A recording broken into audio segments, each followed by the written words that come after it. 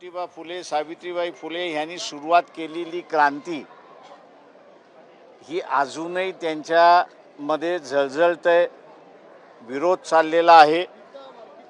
आणि दुसऱ्या बाजूस लोकांचा असणारा त्यांच्याबद्दलचा आदर हा नुसता महाराष्ट्रात नाही तर देशभर सुद्धा चाललेला अशी असणारी परिस्थिती आहे। त्यांची क्रांती ही महत्त्वपूर्ण आहे असं मी या ठिकाणी मानतो।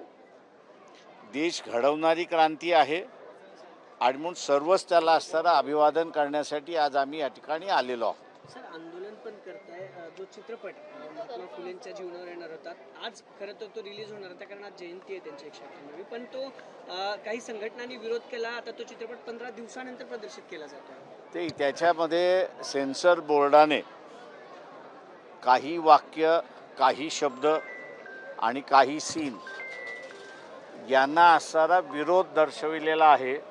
काही संघटनांनी पत्र लिहिली आहेत म्हणून सेन्सर बोर्डाला आमचं म्हणणं आहे की ती वाक्य, ती सीन हे महात्मा फुलेंच्या समग्र साहित्य जे महाराष्ट्र शासनाने प्रकाशित केलेलं आहे त्याच्यातला तो असणारा हिस्सा आहे। त्याच्यामुळे एकदा महाराष्ट्र शासनाने ते प्रकाशित केलेलं आहे, केंद्र शासनाने त्याला असणारा मान्यता दिलेली आहे, तेव्हा सेन्सर बोर्डाला विरोध करण्याचा अधिकार नाही।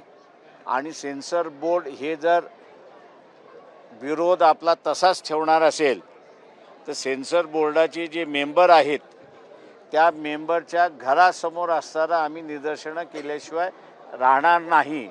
याचं कारण की त्यांची विचारसरणी चालणार नाही, तर शासनाने मान्यता केलेली विचारसरणी आहे तीच या देशामध्ये राबवल्या जाईल। पण सर, ते दृश्य कट केलेले अजून कट केलेले नाहीत, अजून त्याच्यावरती वाद चाललेला आहे।